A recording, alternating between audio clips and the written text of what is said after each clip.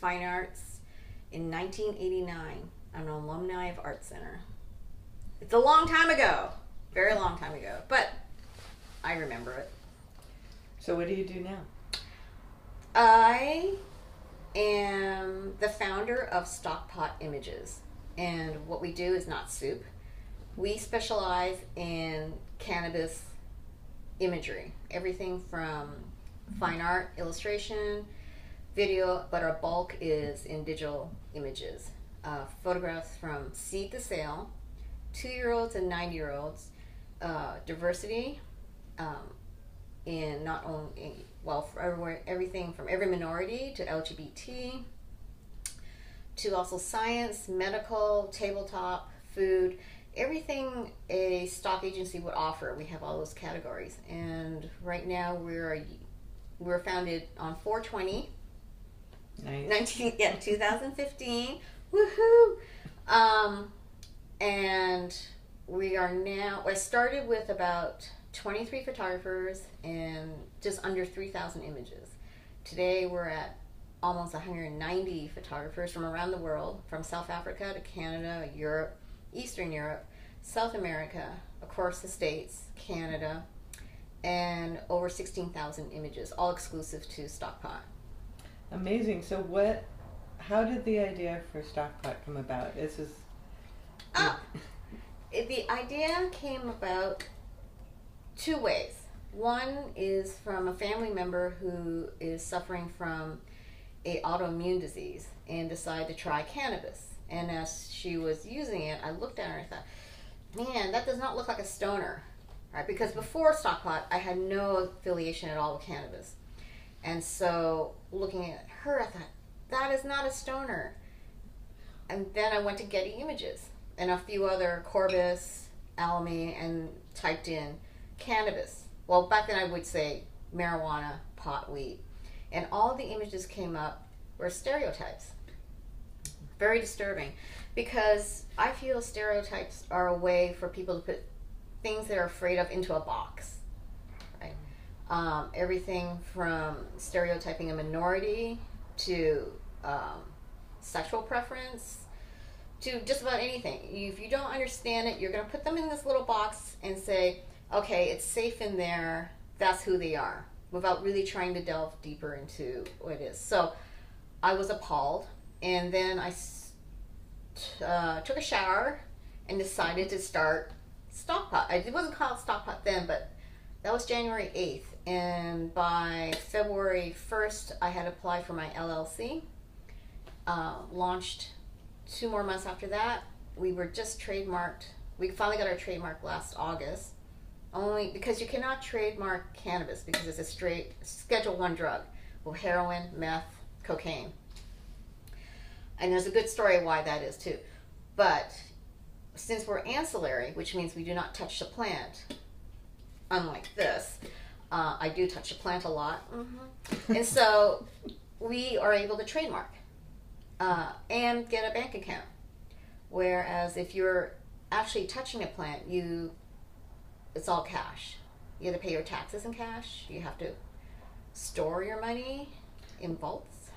Tell me what that means. Because since it's a Schedule 1 drug, a bank cannot take your money. If you're a dispensary, if you're a grower, if I sold this to you and I said, give me $10, I can't take that $10 and put it into a bank because I am a drug dealer. That's right. So drug dealers can't open bank accounts. I roll. And so if you are a legitimate cannabis entrepreneur or have a business, you are stuck up there with people with heroin, cocaine, and meth, and you cannot open a bank account. So that's what the issue is right now, because it's a federal law. And for now, state law, California, we just passed Prop 64, which means starting in January 2018, if all the licenses are done, they think it's going to be delayed till June, you will be able to go into a dispensary without a medical card and just buy freely, just like you buy a bottle of wine.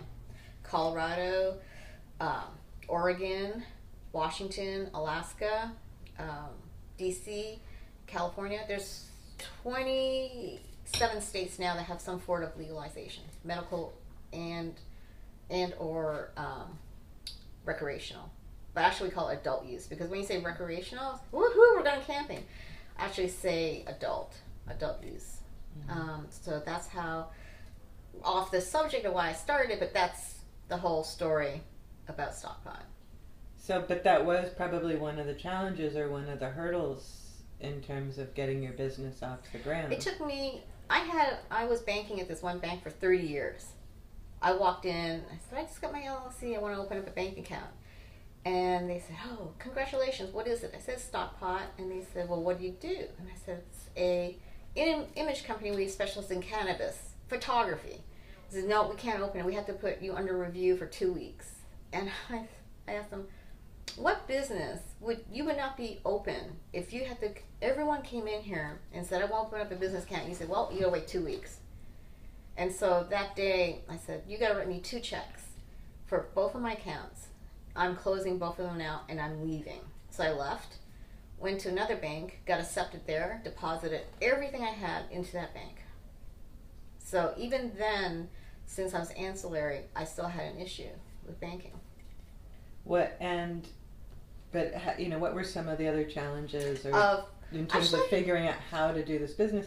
Like, had you always been like an entrepreneur? Like, did you? Because I was involved in stock photography when I was the creative director at Workbook.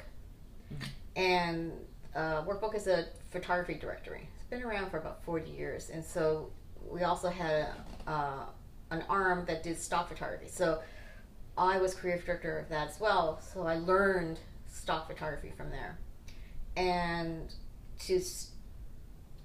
with my network, I was able to draw so many mentors to help me start Stockpot. All women. And that's amazing. Can you talk about who they are? Karen Beard, who is ArtCenter alumni. Karen Beard, she has She Stock. Yep. She sat me down and said, this is what you got to do. This is where you start. This is what I did.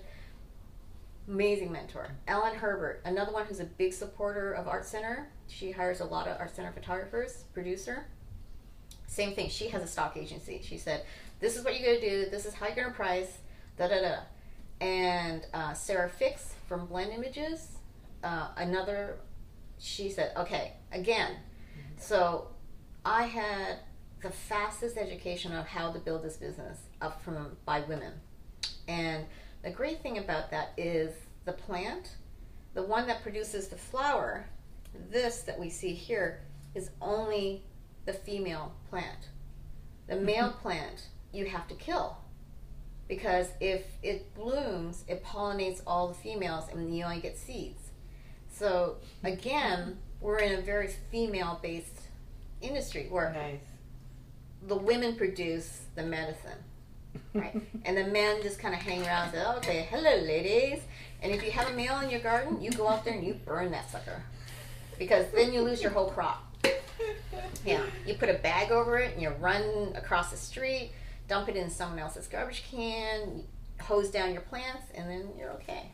Well, but you had like a big learning curve because pot was not part of your life. Heck yeah. Like, so why don't you, like, you were not, it's now clearly like a big part of your life. So how is that? It's almost though learning how a combustion engine works. Right.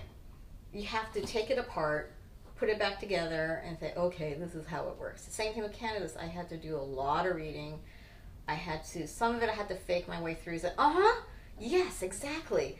Yeah, so learning what sativa is, what indica, also the process of hybrids, how it's grown. I met so many women who took me into their gardens in San Luis Obispo. Alice, Jeannie, Patty, and he said, this is how we grow it. This is what the plant does. This is what a clone is. I was embraced by all these women and taken in and said, it's okay, ask stupid questions, whatever you want to know, we're going to teach you. And a lot of them said, here's some seeds. They actually gave me seeds and said, grow. Because if you buy a seed from a dispensary, it's $10 a seed. I was getting a jar full and said, here, Ophelia grow. And the first year I grew a lot of plants because I needed to know. And a lot of it was just asking questions. Always ask questions, and people won't think you're stupid. They say, okay, this is how it goes. This is how it works. And very grateful because it's a very warm community since it's prohibited in California for over 100 years and only came into medical use in 1996 because Dennis Perone needed it for AIDS patients. The gay community basically brought California into medical marijuana. And it started with love. It started with trying to help people who were going to pass on, but at least ease their pain, right? And they didn't want to get arrested, so they had to do this so you can give it to somebody and not drag that person off to jail, right? So again, the community is a warm, embracing group of people, many, many people. Yeah.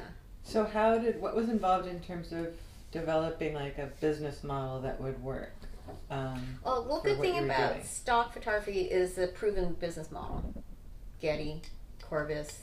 Well, Corvus is now sold, but it is a proven model, and I didn't have to invent anything. I just had to put in different blocks, right, into the house. So it wasn't that hard. And it wasn't that hard getting photographers because everyone started seeing the acceptance, and they said, I have terabytes of images. I said, send them over. We'll sign a contract. And also I pay the highest commission rate, 50%. And so what about getting clients? And who are your clients? Oh, even better. Startups, mobile apps, magazines, media. HarperCollins is one. AMG Publishing, that's this Parade magazine. So we're slow but sure, right? We're building, and people know about us now. And we're going to be going a little bit larger fairly soon, in about a month. And I have been able to keep it all under me. I'm the only person doing this. I don't have anyone working for me. And I managed to be able to do it. Part of it is because the ArtCenter, you do not be late. You get stuff on time, and all-nighter is okay. Even at my age, it's like, all-nighter, okay, I'll do this. I gotta get this done, because I had to get 1,600 images to one client within 3 days. Wow. Yeah, so, and 1,600 different strains. So you can imagine, how many strains of apples can you name? Fuji, Macintosh, green apple, maybe 10 at the most, Pink Lady. But we have the largest collection of strains. So if you can imagine, I have 1,600, just for this one client, distinct strains, how many we have. And the names are crazy. Like what?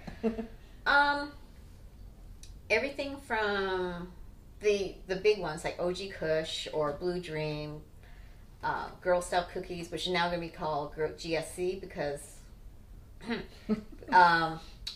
because there have been a lot of cease and desist letters sent out by Girl Scouts to dispensaries. You can't call it that, so it's GSC. To God's Vagina, Alaskan swear word. So there are so many. Cherry Pie, Bubba Kush, Skywalker, Yoda. I can sit here all day and just name them off to you. And there's no, just like apples, there's no rhyme or reason. This is whoever bred it that said, I'm going to name it after something, right? My dog or my best friend or something. So it's always there's different. an art and poetry to pot naming. Oh yeah, it's almost haiku. If you saw our list, our Excel sheet, the names, you could just read it through as poetry, and some of it would just make you laugh. In terms of getting into this emerging field, what are some of the ways you're trying to plan for the expansion once it's legalized? Is that branding and marketing? Yeah. I really believe that ArtCenter students who are packaging, design, should really go into this because the level of design now is it's nothing like you've ever seen before. It's not a Ziploc bag. It's not a weird little sticker on something. There are designs that are just so beautiful. I mean, just beyond even stuff you see normally. And to enter this business now, you'll have a huge jump and a lot of clients. There's so much startup money coming up now from Prop 64 that I encourage ArtCenter grads to get into. And there are a few who have approached me that are getting into it. Have you seen a big shift since Prop 64 Yes. came online? A lot more people have money, are freed up now. So, okay, we can start now. So we're getting a lot more clients. I'm seeing a lot more people getting a second round of funding. Dispensaries are opening up. Also, there's Measure M coming up in March, which will finally get rid of the illegal ones and bring in the ones who've been playing by the rules, legitimized. So that's coming up as well. So there's a lot of room to grow in here. And also, here's something else too. I'm an Asian American. As a graphic designer, you could go to ArtCenter and throw a rock and hit 50 of us, right? In cannabis, I can use my Asian Americanness / Canadian as something. Hey, you have all these white people talking. You can have me talk. So I am able to stand out. So there's sort of a premium on diversity in this Premium field. diversity, because a lot of Asians are mostly ancillary. In this industry, if you look at any panels at the conferences, it's mostly white people. Right. Well, Why? Because African Americans were the ones who were arrested the most. So you're not really going to come out and say, hey, I got a pot farm. Right.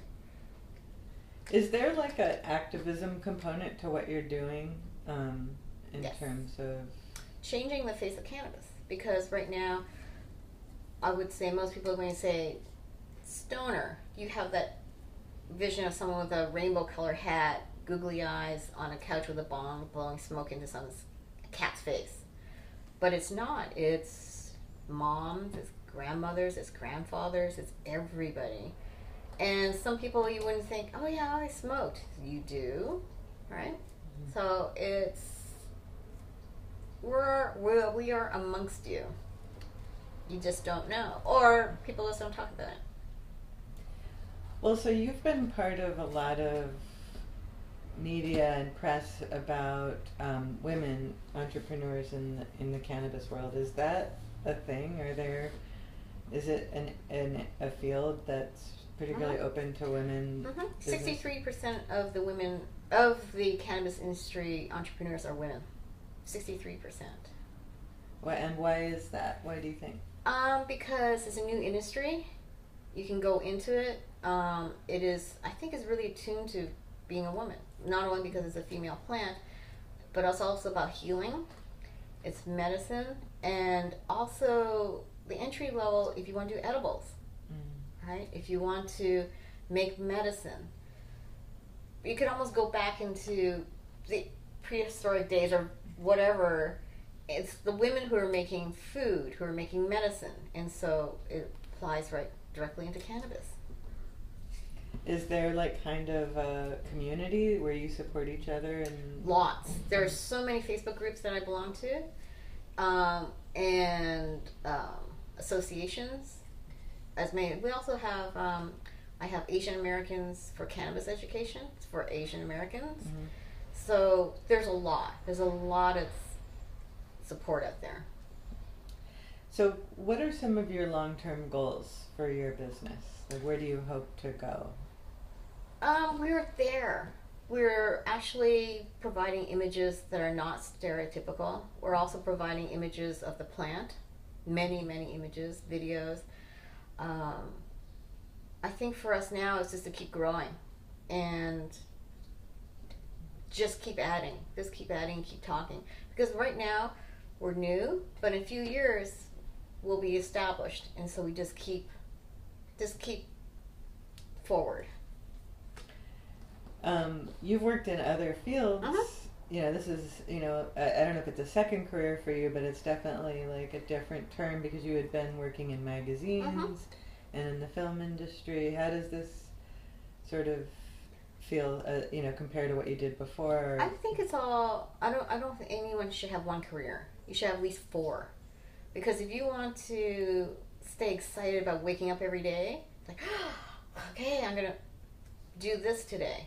You really have to, and it's not changing careers. It's just evolution, right? Every skill that I have, photography, graphic design, working with photographers, publishing, film, I can take all little bits of it into this. And for ArtCenter students and grads, you just take little bits of everything and then go into the next step, and also never take it for granted that you're going to be where you are. You're going to be someplace different, because things will change. Things will change, and accept that. And might look not so great at the beginning, but you look back and that was the best thing that ever happened to me. Well, so finally, like, what advice would you give to someone who wanted to get into this field but was maybe nervous or didn't know how? Don't be nervous, just like me. Mm-hmm. Ask questions. You can always contact me as well, and I will help walk you through. Because there's so many fun things to go to, pop-ups, sessions, festivals, there's so many happening. That in Malibu, there's one coming up in March, whereas all the growers from Northern California are going to be there with their product. You can sample, well, you have to have your card, but eat, meet other people. There's so many things that you can do just to observe first, then decide what part you want to be in.